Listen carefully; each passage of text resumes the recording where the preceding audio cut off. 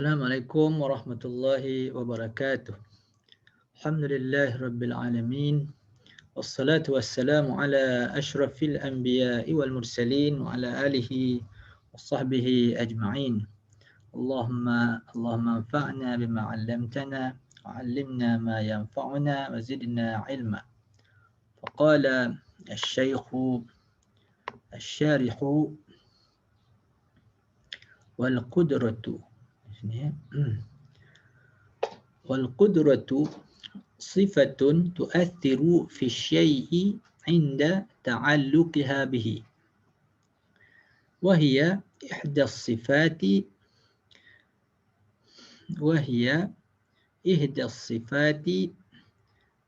الثمانية القديمة الثابتة عند أهل السنة، التي هي صفات الذات القديم المقدس، وهو سبحانه وتعالى بعباده جمع عبد، وهو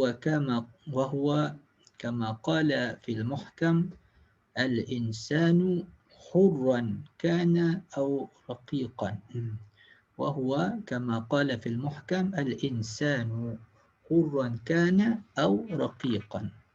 فقد دعا صلى الله عليه وسلم بذلك في أشرف المواطن الحمد لله الذي أنزل على عبده الكتاب سورة الكهف، وسبحان الذي أسرى بعبده ليلا سورة الإسراء. وقال أبو علي الدقاق ليس للمؤمن صفة أتم ولا أشرف من العبودية، كما قال القائل لا تدعني بيا عبدها فإنه أشرف أسمائي.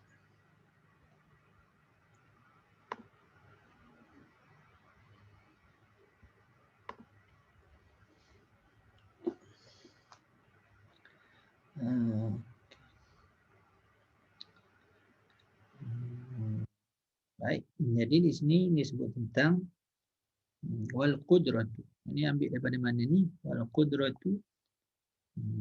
Caranya ialah kata pengarang musannif rahimahullah taala Asy-Syaikh Abi Syuja' rahimahullah taala, kata dia lepas daripada fa'ajabtuhu, maknanya aku sambutlah, aku tunaikanlah permintaan mereka itu. Di samping itu macam mana? Raghiban ila Allah taala, aku berharap kepada Allah taala fit taufiq lis-shawab, supaya aku diberi taufik kepada yang betul. Innahu ala ma yasha'u qadir. Di situ dapat qadir ya. Wa huwa innahu, semuanya Allah taala itu di atas setiap sesuatu itu adalah sangat berkuasa. Wallahu ala kulli syai'in qadir. Wallahu ala kulli syai'in qadir. Allah di atas setiap sesuatu itu adalah maha berkuasa. Jadi di sini innahu ala ma yasha'u qadirun. Dan semuanya Allah Ta'ala itu di atas apa yang dia kehendaki adalah sangat berkuasa. Jadi nak tekanlah tentang berkuasa di sini. Maknanya apa yang Allah Ta'ala kehendaki, benda itu boleh dibuat. Maknanya benda itu boleh dilakukan. Itu maknanya kita ada kehendak kita tak boleh dibuat. Kita hendak begini, kita hendak begitu, kita hendak terbang di langit, kita nak umur panjang, tak mati-mati di dunia ini, tetapi kita tidak berkuasa untuk untuk menyempurnakan hasrat tadi. Tapi Allah Ta'ala ala ma yasha'u qadir. Allah Ta'ala di atas apa yang dia kehendaki, semuanya boleh jadi. Ni kata kata barang nak barang jadi ni kata. Apa yang kita nak semua dapat. Ini juga menunjukkan tentang adanya Tuhan. Ada setengah orang Arab Badui ditanya, Tuhan ni ada ke tak ada? Jawab dia, dia kata Tuhan tu ada lah. Apa tanda Tuhan tu ada? Dia kata kerana ada sebahagian daripada benda yang kita hendak tapi tidak dapat. Kita hendak anak, tak dapat anak contohnya. Kita nak harta banyak, tak dapat. Ada benda yang kita tak dapat. Tak ada harta banyak tapi tak dapat halang penyakit datang dan seumpamanya. Jadi menunjukkan ada benda yang kita hendak tapi tak dapat. Tapi apa yang Allah Ta'ala kehendaki mesti dia dapat buat. Itu qadir. Wallahu ala ma yasha'u qadirun. Oleh kerana itu aku berharap Allah Ta'ala beri taufik, iaitu kehendak dia supaya aku boleh berbuat kebajikan ini, boleh buat kebaikan ini. Apa dia? Itu menulis matan. Menulis matan. Baik. Dia kata dia wal qudratu, kata Syekh Syirbini, wal qudratu jadi qadir. Qadir maknanya yang maha berkuasa. Jadi yang kata qadir itu mestilah dia itu suatu zat yang ada sifat kudrat. Itu maknanya. Tidak dikatakan qadir melainkan orang yang mempunyai sifat kudrat. Itu maknanya qadirun. Maknanya Allah yang bersifat dengan kudrat. Bersifat dengan kudrat. Wal qudratu, ni sifat pada Allah Ta'ala, berkuasa Allah Ta'ala. Manusia pun boleh panggil qadir. Qadir berkuasa, tapi kuasa dengan qadar manusia lah. Tak sama dengan Allah Ta'ala. Itu kuasa yang mutlak. Allah Ta'ala ni qadir. Boleh kata dia itu berkuasa. Dia ni berkuasa. Maknanya dia mampu, berkemampuan. Dia berkemampuan. Qadir. Jadi asalnya qadir. Bermakna qadir. Qadir makna fa'il. Wazannya fa'ilun. Bermakna ismul fa'il. Macam rahimun. Bermakna ismul fa'il. Iaitu qadirun. Itu yang berkuasa. Wal qudratu sifatun tu'athiru fi syai'i inda ta'alluqiha bihi. Jadi ini masuk ke bahasan ilmu apa ni? Ilmu sifat 20 lah ni. Ilmu usuluddin. Usuluddin. Walaupun kitab ni kitab fiqh lah. Tapi ada sikit-sikit tu dia pun masuk. Jadi sifat tu'athir, iaitu sifat Allah Ta'ala yang memberi kesan kepada sesuatu ketika bersangkut paut. Ketika bersangkut pautnya bertakluk. Ketika bersangkut pautnya inda ta'alluqiha, ketika bersangkut pautnya akan sifat yang qadim itu bihi, dengan sesuatu itu. Ini sesuatu yang baru lah, maknanya sesuatu yang makhluk. Maknanya sifat yang memberi kesan, sifat qadim, tetapi memberi kesan kepada makhluk, pada benda yang baru. Istilah ilmu usuluddin tu, benda yang baru tu maknanya lawan daripada qadim. Lawan qadim lawannya hadith. Jadi makna apa yang baru tu bukan baru tadi, bukan. Makna yang baru itu ialah nama dia itu berhajat kepada yang menjadikan dia. Makna makhluk lah. Makhluk. Bukan baru dengan lama tu. Itu dari segi bahasa saja. Qadim dengan makna bahasa. Tapi ni qadim dengan makna istilah usuluddin. Qadim itu maknanya ialah yang tidak ada menjadikan dia. Dia buat apa nama ni? Qadim. Allah Ta'ala itu qadim. Tidak ada yang menjadikan Allah Ta'ala. Allah Ta'ala itu sedia. Maknanya tak ada orang buat. Tak ada orang buat. Dia itu ada. Bila dia ada? Bila dia ada? Dia ada daripada asal. Pernahkah dia tidak ada? Tak ada. Dia ada daripada asal. Kita panggil qadim. Kita asalnya tak ada. Kemudian dilahirkan. Dunia ini, muka bumi, angkasa bersama sekali asalnya tidak ada. Kemudian diadakan. Diadakan. Allah Ta'ala yang mengadakan. Asalnya tidak ada. Kemudian Allah Ta'ala mengadakan. Allah Ta'ala sendiri tak ada yang mengadakan. Tapi dia ada. Senangnya nak kata qadim ni, Allah Ta'ala itu ada sebelum adanya masa. Masa belum berjalan lagi, Allah Ta'ala ada. Kana Allah walam yakun qablahu syai'. Allah Ta'ala ada dan tidak ada apa-apa pun sesuatu sebelum itu. Jadi ni i'tiqad kita lah. Qadim, perbahasan tentang qadim ni panjang lah kan. Kait dengan baqa, kait dengan apa nama kidam baqa, itu perbahasan seperti itu. Jadi nak pergi pada bahas ni bab apa ni, bab kudrat, kudrat. Jadi umumnya ialah Allah Ta'ala bersifat dengan segala sifat kesempurnaan. Semua sifat kesempurnaan adalah sifat bagi Allah Ta'ala. Tapi bila kita kata begitu, maknanya kadang-kadang susah untuk apa nama ni untuk memahaminya. Oleh kerana itu ulama-ulama pun menentukan sebahagian daripada sifat itu, iaitu memanglah umumnya semua sifat kesempurnaan adalah sifat Allah Ta'ala. Semua sifat kekurangan adalah mustahil bagi Allah Subhanahu Wa Ta'ala. Tapi yang dibilang, yang dibilang, ada bilang 20, ada bilang 13, ada bilang. Baik. Jadi sifat kudrat ini dia ada ta'alluq. Jadi ada sifat tidak berta'alluq. Sifat yang berta'alluq ni ialah sifat ma'ani. Sifat ma'ani. Sifat ma'ani dia berta'alluq. Ada 7 sifat ma'ani dia berta'alluq. Satu saja yang tidak berta'alluq dengan sifat ma'ani iaitu sifat hayat. Yang tidak berta'alluq. Maknanya apa maksud ta'alluq tu? Ta'alluq ni istilah dia ialah talabu as-sifatu amran zaidan ala qiyamihi bidzati.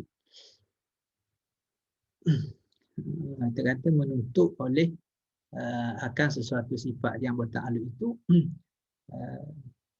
satu mana ni urusan yang lebih daripada sekadar berdiri pada zat. Kadar berdiri pada zat itu maknanya ada pada zat. Susah itu. Terang kan maknanya sifat ma'ani ni kita panggil sifat wujudiyah ya.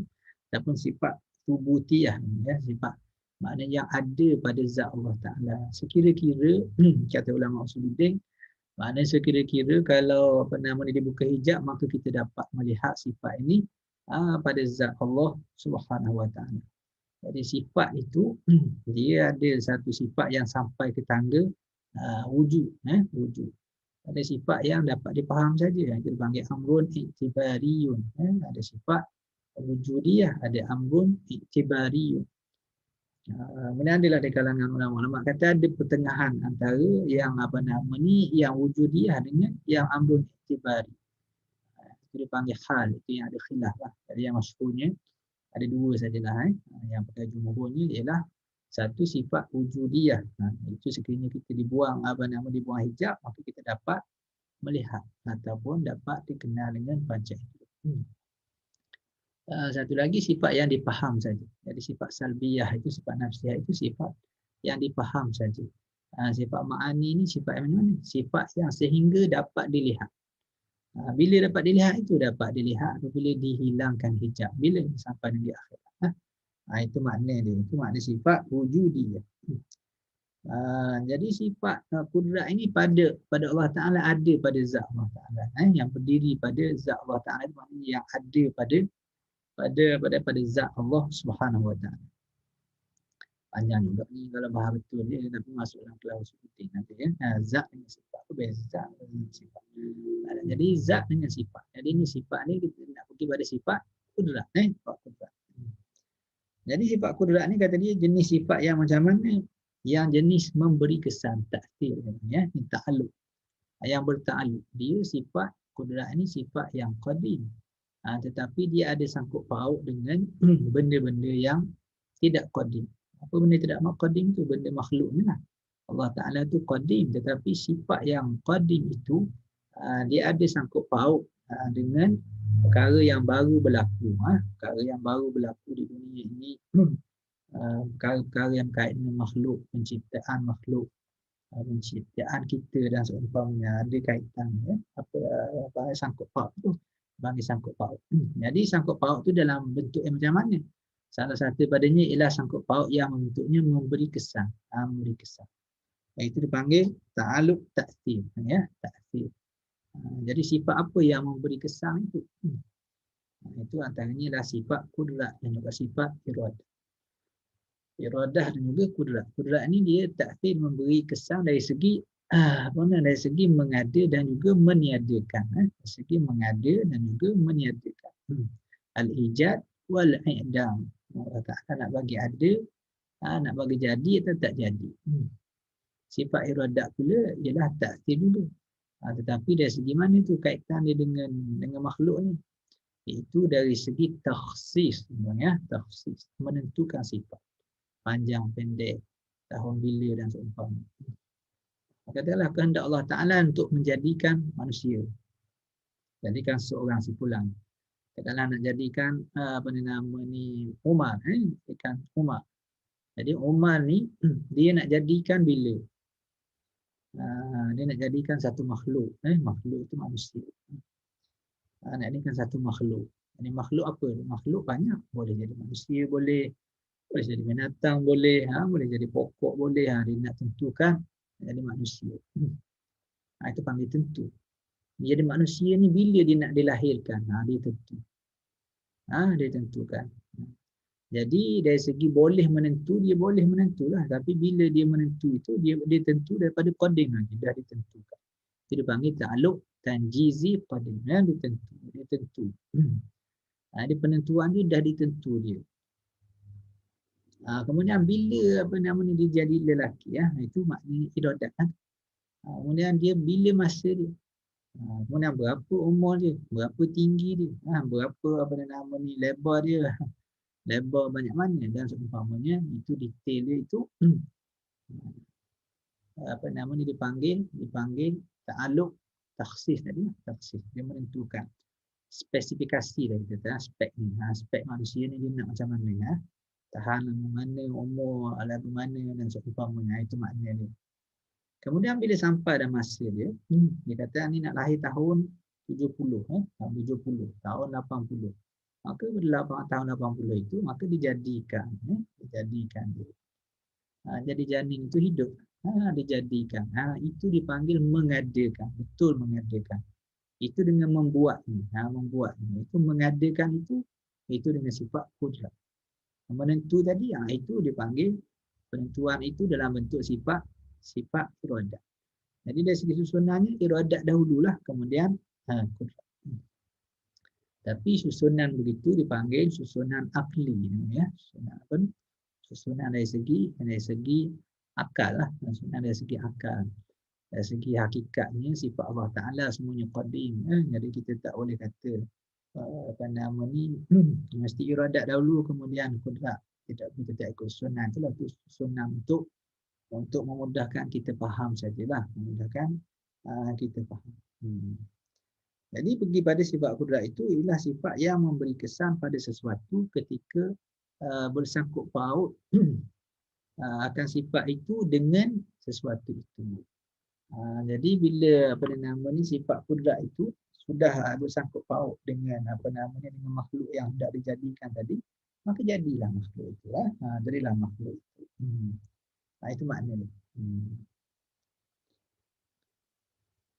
Kalau terang sikit ni, kalau nak terang semua maknanya habis 40 lah kita terang. Tak apalah tu. Sampai situlah maknanya. Jadi Allah Ta'ala wallahu ala kulli syai'in qadir. Allah Ta'ala atas setiap sesuatu itu adalah maha berkuasa. Jadi maha berkuasa itu berkuasa macam mana? Berkuasa ni pada perkara yang mungkin. Dia panggil mungkin. Tidak berkait dengan perkara yang wajib, tidak berkait dengan perkara yang mustahil. Ini adalah perbahasan dia, bahasan ni. Contohnya boleh tak Allah Ta'ala buat satu Tuhan lain yang sama macam dia? Boleh tak? Allah Ta'ala berkuasa atas sesuatu, boleh tak dia berkuasa tak buat Tuhan yang lain? Ataupun dia berkuasa tak menjadikan Nabi Isa itu sebagai Tuhan juga? Maka jawab di sudut ini, sesungguhnya kudrat itu bertakluk dengan perkara yang mungkin. Ada pun perkara apa namanya menjadikan Tuhan yang lain itu perkara mustahil, maka dia tidak bertakluk dengan perkara yang mustahil. Begitu menjadikan apa namanya Tuhan yang lain tak boleh lah. Kalau ada Tuhan yang lain jadi ada dua Tuhan, itu perkara mustahil. Jadi perkara kudrat ini dia tidak berkait dengan zat Allah Ta'ala, tak berkait dengan zat Allah Ta'ala, tapi berkait dengan makhluk. Berkait dengan makhluk Allah Ta'ala. Tak sempat tengok panjang lah tu. Itu tengok dalam kitab Usuluddin perbahasan di sana. Wahia ihdas sifati al-thamaniyati al-qadimati al-thabitati inda ahli sunnati. Dan dia adalah merupakan salah satu daripada sifat yang 8 yang qadim. Qadim maksudnya sifat Tuhan itu sifat yang qadim. Dari zatnya yang qadim dan sifatnya juga qadim. Al-thabitah. Al-thabitah maknanya al-thubutiyah tadilah al-wujudiyah. Al-thabitah. Yang ada pada zat Allah Ta'ala. Sifat tu ada 8. Inda ahli sunnah ada 8. Jadi dia bilang sifat ma'ani ni ada 8. Kita bilang tadi ada 7. Ada 7 sifat ma'ani, ada 7. Ada sifat nafsiyah, ada sifat salbiyah, ada sifat ma'ani dan ada juga sifat maknawiyah. Ada sifat maknawiyah. Jadi yang masyhurnya ialah sifat 20 lah. Yang rajihnya ialah 13. 13. Kemudian ada lagi khilaf. Khilaf antara Asy'ariyah dengan Maturidiyah. Baik. Jadi di sini dia bilang 8. Bilang 8 sifat. Sifat apa? Sifat ma'ani. Sifat ma'ani itu ialah wujud, qidam, baqa. Kudrat yang mula kudrat, iradat, ilmu, hayat, sama, basar, kalam. Itu 7. Itu 7 sifat ma'ani. Jadi dia bilang 8. Jadi dalam kitab Al-Bujairimi, Hasyiah Al-Bujairimi, dia kata kerana ada juga sebahagian para ulama Usuluddin membilang baqa. Al-baqa'u min sifatil ma'ani. Kekal itu daripada sifat ma'ani. Tapi di dalam syarah Hasyiah Bujairimi menyatakan itu pandangan yang kurang tepatlah. Bilang baqa' masuk dalam sifat ma'ani. Kerana baqa' itulah sifat salbiyah. Itu sifat yang menafikan Allah Ta'ala akan binasa. Sifat yang menafikan Allah Ta'ala akan binasa. Maka dia adalah sifat salbiyah, bukan sifat ma'ani. Jadi dia bilang 8 tu mungkin dia bilang masuk baqa'. Dia tak bilang, dia tak sebut. Dia bilang 8 tadi. Tapi yang mungkin lagi ialah dia bilang juga sifat idrak. Jadi ini jaranglah, kita ni jarang kalau belajar sifat 20 tak adalah sifat idrak ni. Tapi ini masyhur di sisi sebahagian pada Asy'ariyah menyatakan Allah Ta'ala itu ada sifat idrak. Idrak tu maknanya mengetahui juga. Mengetahui. Tapi mengetahui yang lain daripada ilmu. Idrak. Allah Ta'ala ada sifat idrak. Kemudian kalau sifat maknawiyah dia kaunuhu mudrika. Jadi kalau kita tambah begitu maka sifat 20 tadi jadi ada sifat 22. Ada 22 sifat. Itu kurang masyhur.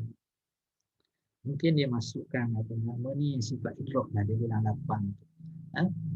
Bilang 8 tu masuk sifat idrak yang dibilang oleh Syekh Al-Baqillani. Al-Baqillani. Kalau Maturidiyah ditambah satu sifat takwin. Sifat takwin. Kaunuhu ta'ala mukawwinan. Jadi ni yang bilang 8 ni maknanya dia Asy'ariyah lah. Asy'ariyah bilang 8 dengan tambahan sifat tidak. Jadi katanya ialah sifat sifat yang 8 yang qadim lagi yang sabit di sisi ahli sunnah. Jadi ahli sunnah ni istilah tu muncul awal pada zaman Rasulullah SAW, tapi penentuan siapa ahli sunnah itu panjanglah cerita dulu. Tapi mutaakhir itu bila kata Asy'ariyah ataupun Maturidiyah maka termasuk di kalangan mereka lah ahli sunnah wal jamaah. Tapi sebenarnya bukan mereka sajalah. Bukan mereka saja. Banyak lagi yang lain. Tapi bila dah mutaakhir itu tinggal Asy'ariyah dan Maturidiyah. Dan ditambah dengan As-Salafiyah. As-Salafiyah. As-Salafiyah sebagaimana kitab Al-Imam Abu Zahrah. Imam Abu Zahrah masukkan itu di kalangan ahli sunnah. Mungkin juga Syekh Abdul Hadi Awam dia pun masukkan itu di kalangan ahli sunnah. Walaupun ada khilaf di kalangan Asy'ariyah, Maturidiyah dan Salafiyah, dia ada khilaf ni dalam tiga-tiga ni, tapi khilaf itu di dalam furu' akidah ni. Jadi usul akidah semuanya sepakat.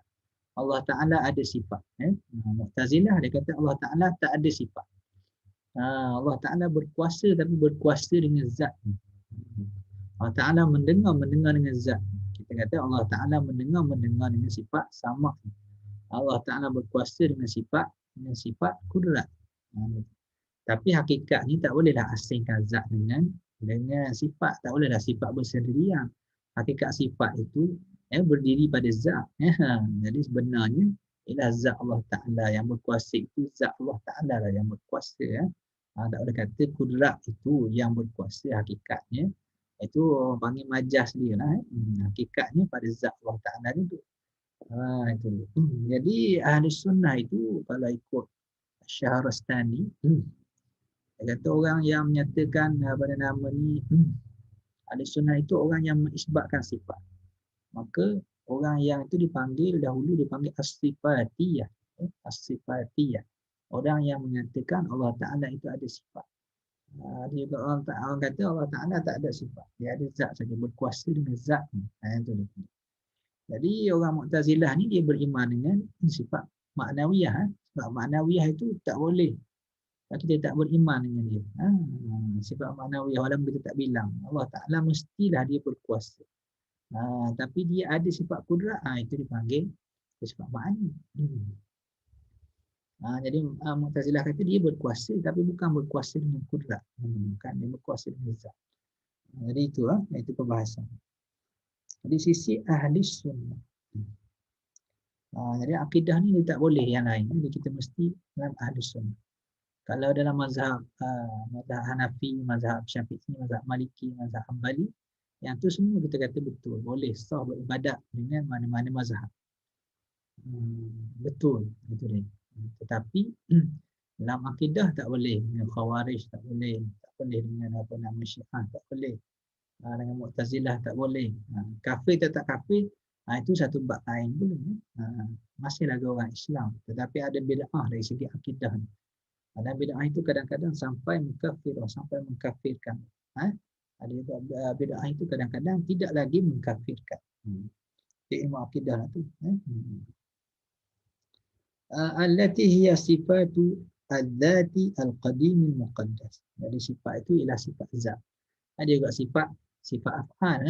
Ni sifat zat. Maknanya sifat zat itu sifat orang panggil zat Allah Ta'ala yang qadim. Ini adalah perbahasan. Lebih kurang. Jadi sifat yang mana-mana, sifat menghidup dan mematikan. Kita panggil sifat apa nama ni? Sifat af'al. Sifat af'al.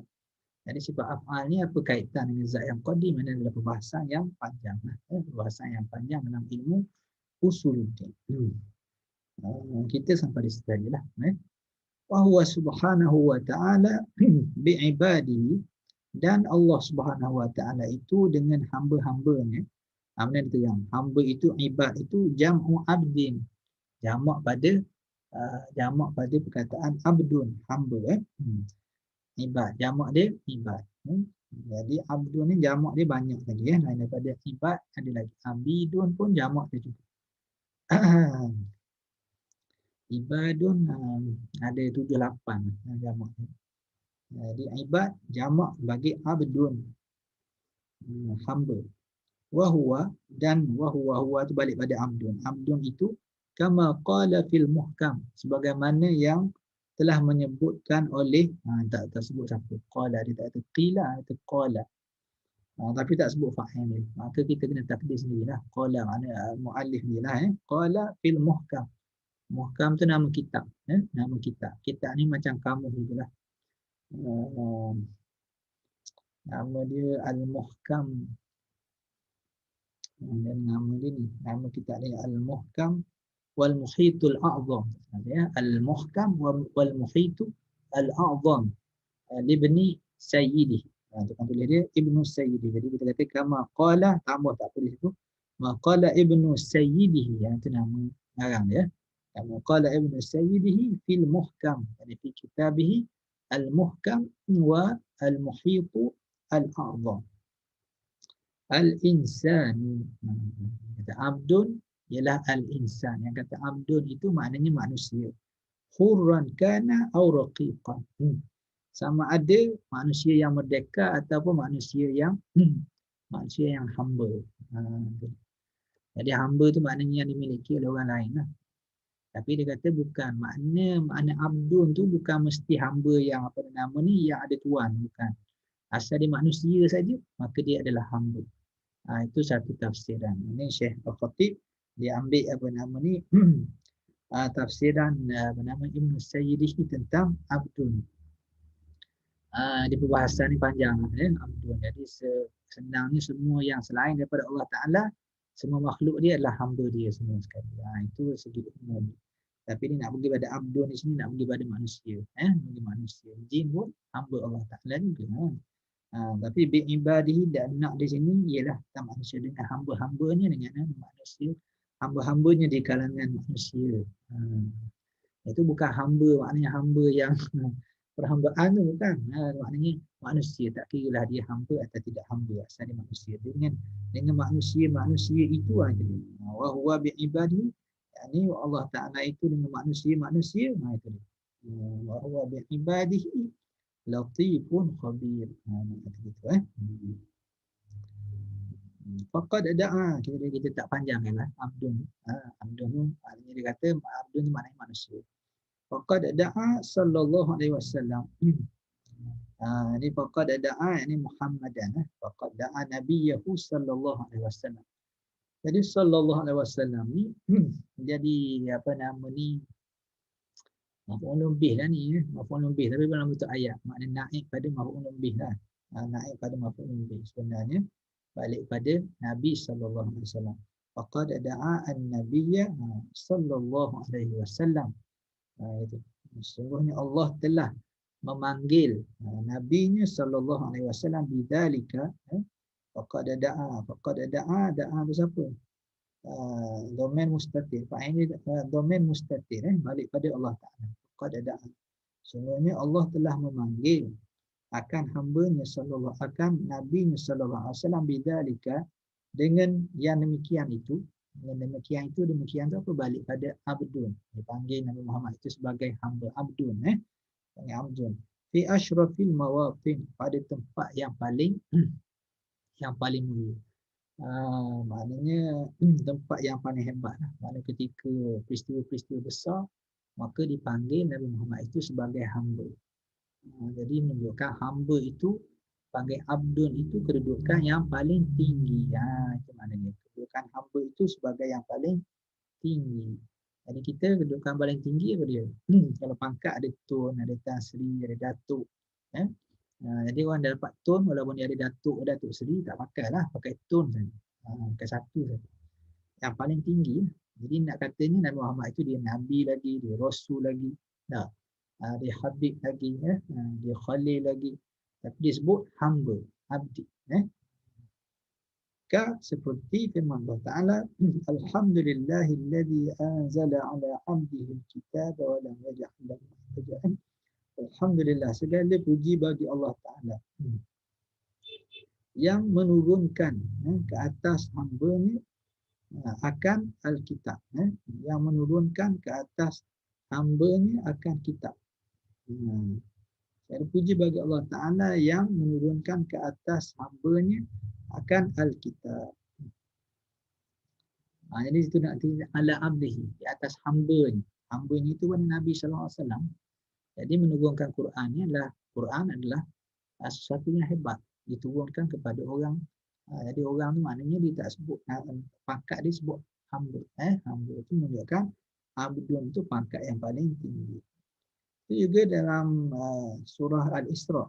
Subhanalladzi asra bi'abdihi lailan minal masjidil haram ila al-masjidil aqsa.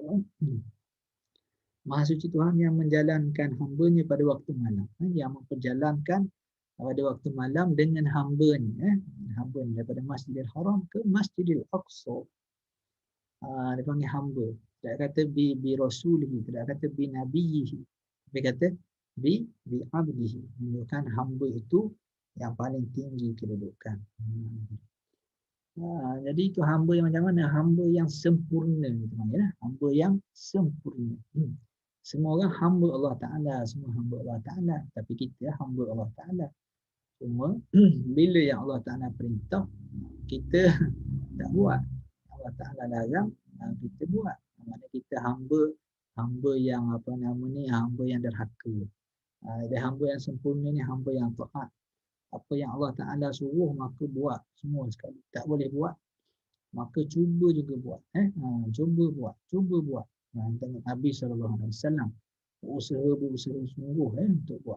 Itu maknanya hamba yang sebenar. Bukan hamba yang derhaka. Hamba yang sebenar itu hamba yang tinggi kedudukan. Ialah bila cerita tentang Palestin ni, sedihlah baca subhanalladzi asra bi 'abdihi lailan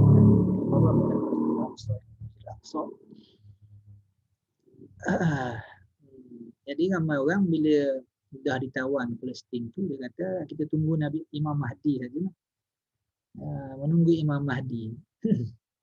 Tidak dinafikan bahawa Rasulullah SAW menyebut tentang Imam Mahdi.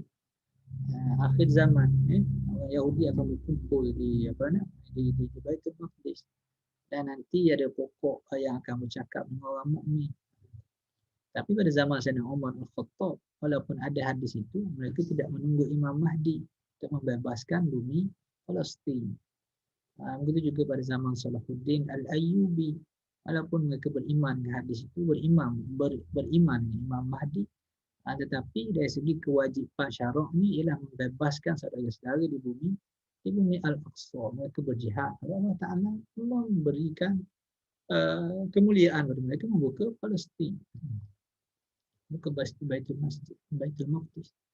Jadi mungkin orang zaman kita ni kalau ada yang jadi Salahuddin Al-Ayyubi, boleh buka dulu Baitul Maqdis. Kita tak tahu bila datang Imam Mahdi, kita tak tahu. Tak tahu. Tapi bila datang ni adalah tanda-tanda dia. Ni kita menentukan dengan benda yang kita tak tahu. Ramai orang yang sesat dengan sebab menentukan Imam Mahdi banyak. Dalam sejarah yang panjang. Itu dari segi kewajipan kita lah dalam perang dengan Palestin, perang 11 hari. Sedih lah. Lebih kurangnya maknanya kecuaian kita. Kecuaian. Kata apa nama ni, Ismail Haniyah. Dia kata kalau orang Islam kuat dalam sejarahnya, bila orang Islam kuat, maka Palestin itu, Baitul Maqdis akan berada di tangan orang Islam. Bila orang Islam lemah, maka orang-orang Islam di Baitul Maqdis, keadaannya sedang dizalimi. Mudah-mudahan Allah Ta'ala memurniakan kebebasan kepada Palestin dan memberikan taufik dan hidayah kepada pemimpin-pemimpin orang Islam untuk membebaskan bumi Al-Aqsa. Dan cabarannya semakin beratlah pada akhir-akhir. Menarik juga orang Palestin ya. Orang Palestin orang hebat. Macam mana dia boleh bertahan gitu. Allah, satu mukjizat wali-wali Allah Subhanahu wa taala yang menjaga Palestin. Allah Taala menggandakan pahala mereka. Waqala Abu Ali Ad-Daqqaq. Waqala Abu Ali Ad-Daqqaq. Berkata Abu Ali Ad-Daqqaq, guru kepada Al-Imam Al-Qushairi, As-Sufi, orang Sufi. Ikut dalam apa nama ni, Abu Ali Ad-Daqqaq ada juga yang usuli ya, yang mana ni yang Sufi ya. Abu Ali Ad-Daqqaq guru kepada Al-Qushairi dalam kitab Bujairi ini menyebut, dia kata ini Abu Ali Ad-Daqqaq ni ialah As-Sufi ya. Iaitu guru kepada Imam Al-Qushairi. Al-Qushairi itu orang tasawuf. Laisa lil mu'mini sifatun atammu wa la ashrafu min al-ubudiyah. Tidak ada bagi orang mukmin itu satu sifat yang lebih sempurna dan lebih mulia daripada kehambaan, sifat kehambaan. Ini sifat abdun itu, kehambaan itulah yang paling mulia sekali, yang paling sempurna sekali, yang cantik sekali. Itu sebab Allah Ta'ala sebut nama nabinya dengan bi'abdihi. Itu sebab. Itu sebab. Dan kita pun mendengar ada penceramah yang berceramah tentang apa namanya hamba ni. Menarik juga ceramah ni. Saya tak ingat lah siapa tu, lama lah. Tapi menariklah, poin itu ada poin lah. Contohnya apa yang dikatakan hamba Allah. Hamba Allah itu adalah gelaran yang paling mulia. Orang kata engkau adalah hamba Allah. Kau Zakaria, engkau adalah hamba Allah. Kita marah tadi. Tak ada orang marah. Semua orang terima. Engkau Abdullah, engkau hamba Allah. Engkau Zubair, engkau hamba Allah. Tak ada marah. Kita terima hakikat ni. Hamba Allah. Tak ada orang marah. Tapi kalau kata engkau hamba dunia. Engkau hamba perempuan. Engkau hamba harta. Apa ni? Rasa terhina.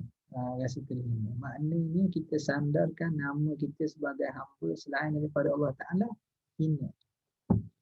Hamba sultan, hamba pemerintah, hamba ahli politik ni yang tertentu ni contoh. Hamba si fulan, jatuh taraf. Hamba harta, hamba pangkat. Kalau kata hamba Allah, satu kelebihan. Itu cantik punya perbandingan. Itu yang kata Nabi Muhammad itu merupakan hamba Allah.